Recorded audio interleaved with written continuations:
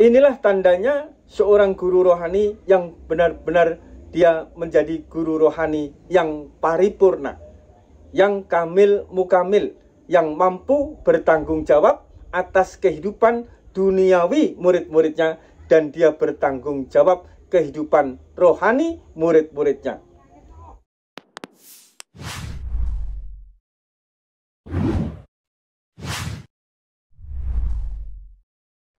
Assalamualaikum, saya Ciptaning, pengasuh Majelis Dzikir dan Tasawuf Sirul Asror Mojokerto. Seorang guru rohani atau seorang mursyid itu kedudukannya sama dengan kedua orang tua kita yang telah melahirkan kita di dunia ini. Yang membedakan guru rohani atau mursyid itu sebagai orang tua rohani kita, sedangkan kedua orang tua yang telah melahirkan kita adalah orang tua yang secara lahir itu melahirkan kita. Orang tua secara lahir yaitu ibu bapak kita yang telah melahirkan kita ke dunia ini. Beliaulah yang memberikan makanan, minuman, asupan yang bergizi untuk perkembangan jasad, untuk perkembangan tubuh menjadi lebih baik. Orang tua itu lebih tahu mana makanan, minuman, dan asupan yang terbaik yang diberikan kepada kita, mulai dari umur 1 bulan sampai 1 tahun, 1 tahun, 2 tahun, 2 tahun, ke 3 tahun. Makanan-makanan yang diberikan kepada diri kita atau asupan yang diberikan kepada diri kita itu semuanya serba bertahap. Dan kedua orang tua kita itu tahu mana yang terbaik sehingga diri kita tidak mengalami alergi yang menyebabkan diri kita itu terganggu di dalam proses pertumbuhan tubuh dan fisik kita. Begitu juga dengan orang tua rohani, yaitu seorang guru atau seorang mursyid yang telah membaiat kita, yang telah mengangkat diri kita sebagai anak-anak rohaninya di dunia maupun di akhirat. Orang tua rohani yang sesungguhnya, beliau bertanggung jawab untuk kebahagiaan, kemakmuran, ketenangan, kebahagiaan, keberlimpahan di dunia maupun di akhirat. Seorang guru rohani itu mempunyai sambungan dengan anak-anaknya melalui baiat dan talqin yang telah dilakukan, sehingga hatinya, rohaninya, sirnya itu tersambung antara muridnya dan gurunya. Dengan sir, dengan hati, dengan rohani yang tersambung inilah seorang guru akan menjaga kehidupan duniawinya. Dia akan menjaga supaya anak didiknya itu selalu mendapatkan rezeki yang mudah, yang berlimpah. Seorang guru ini akan menjaga anak-anak muridnya agar pekerjaannya lancar, sukses, dijauhkan dari cobaan, dijauhkan dari tipu daya dari siapa saja yang ingin menjatuhkan pekerjaannya. Seorang guru rohani juga bertanggung jawab kepada usaha bagi setiap murid-muridnya dengan menjaga supaya usahanya berkembang dengan baik. Begitu juga seorang guru rohani juga akan menjaga ketentraman rumah tangganya. Bagaimana rumah tangganya supaya tetap harmonis, tetap tenang, tetap bahagia, sehingga keluarga tersebut mampu menjadi tempat bagi anak-anaknya untuk mendapatkan kasih sayang, perhatian, pendidikan, dan rezeki yang cukup. Jadi tugas daripada seorang guru rohani itu tidak hanya sekedar mendidik hati, mendidik rohani, mendidik rasa supaya dia mengenal Allah. Akan tetapi dia juga bertanggung jawab akan keselamatan yang utuh, keselamatan yang menyeluruh, baik itu keselamatan urusan duniawi maupun keselamatan urusan rohani. Guru kami Syekh Nur Alam Shah Utsman bin Harun Utsman itu mendidik kami sebelum kami bisa menjadi pengganti daripada beliau. Bagaimana kami bertanggung jawab kepada setiap murid yang datang kepada majelis Sirrul Asrar.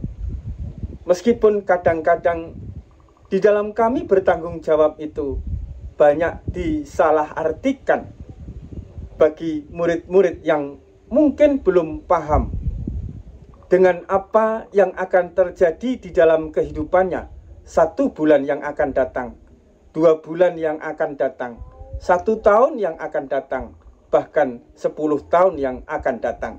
Sehingga mereka seringkali apa yang kami sampaikan itu dianggap sesuatu yang sepele, sesuatu yang tidak penting. Meskipun kadangkala kami hanya menasihati hal-hal yang kecil, hal-hal yang remeh-temeh, akan tetapi hal yang kecil dan hal yang remeh-temeh itu biasanya suatu saat nanti akan berakibat fatal bagi kehidupan seorang murid.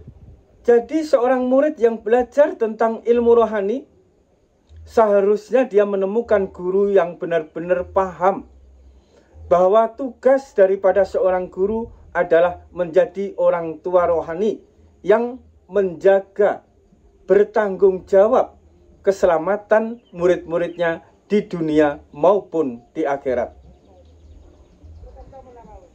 Jadi seorang guru rohani tidak bisa membiarkan begitu saja. Apalagi seorang guru rohani itu tidak paham proses perjalanan rohani. Sehingga apabila anak muridnya itu mengamalkan sesuatu atau mempraktekkan metode yang diajarkan oleh guru tersebut, sedangkan seorang guru itu tidak tahu akibatnya dari amalan yang diberikan kepada murid-muridnya, sehingga di saat muridnya itu mengamalkan sesuatu yang diajarkan oleh gurunya, terjadilah proses goncangan-goncangan di dalam kehidupannya. Jadi tidak bisa seorang guru itu di saat dia mengajarkan sesuatu kepada muridnya lepas tangan. Pokoknya jalan saja. Nanti Allah yang mengurus, nanti Allah yang menanggung, nanti Allah yang membimbing. Kalau mengalami hal ini bersabar saja. Kalau mengalami kesulitan di dalam rezeki, pasrah saja. Berserah saja kepada Allah. Tidak seperti itu. Seorang guru melalui perjalanan rohani yang telah matang, dan dia tahu setiap jalan, dia tahu setiap makom yang akan ditempuh oleh para murid-muridnya, sehingga dia tahu kalau mengamalkan ini, maka ini yang akan terjadi, ini yang akan dialami, ini yang akan dirasakan, ini yang akan ditemukan. Itu harus tahu dan harus paham. Sehingga apabila seorang murid itu mengalami kesulitan, mengalami kehancuran, baik secara rohani maupun urusan duniawinya, seorang guru itu tahu obatnya, seorang guru itu tahu jalan keluarnya. Jadi di dalam proses perjalanan rohani itu, apabila seorang murid perjalanan rohaninya ingin sempurna, ingin selalu dijaga oleh orang tua rohani, maka carilah guru yang benar-benar mampu menjadi orang tua rohani yang utuh, yang tidak hanya sekedar mengajarkan ilmu saja, tidak hanya sekedar mengajarkan isi kitab saja, akan tetapi dia bertanggung jawab di dalam setiap fase, di dalam setiap keadaan, di dalam setiap kejadian yang akan dialami apabila seorang pejalan atau seorang anak didik itu mengamalkan ilmu, metode, dan praktek yang telah diajarkan oleh gurunya. Jadi banyak sekali guru-guru yang bermunculan sekarang ini, khususnya mereka-mereka yang mengajarkan tentang ilmu rohani, ilmu ma'rifat melalui jalur tauhid saja. Mereka tidak paham tentang ilmu syiri, mereka tidak paham tentang ilmu rohani, mereka tidak paham tentang ilmu batin, sehingga menganjurkan anak didiknya untuk berjalan begitu saja tanpa pengawasan dan tanpa sambungan yang jelas, sehingga anak muridnya itu banyak mengalami masalah, banyak mengalami guncangan di dalam kehidupannya, sedangkan orang tua rohani tidak mengetahui dan tidak tahu jalan keluarnya. Jadi seorang guru rohani di dalam membimbing anak-anaknya itu yang dibimbing tidak perjalanan hati saja, tidak perjalanan rohaninya saja, tidak perjalanan tentang rasa atau sirnya saja menuju lebih baik, lebih indah, lebih berkah, akan tetapi juga membimbing kehidupan duniawinya lebih baik, lebih berlimpah, dan lebih mulia keadaannya di sisi Allah dan di sisi makhluk. Yang dibimbing berarti rezekinya juga, usahanya juga, pekerjaannya juga, keluarganya juga, bagaimana semuanya itu menjadi sukses, menjadi berlimpah, menjadi terpenuhi, dan menjadi sejahtera serta makmur di dalam kehidupannya. Inilah tandanya seorang guru rohani yang benar-benar dia menjadi guru rohani yang paripurna, yang kamil mukamil, yang mampu bertanggung jawab atas kehidupan duniawi murid-muridnya, dan dia bertanggung jawab kehidupan rohani murid-muridnya.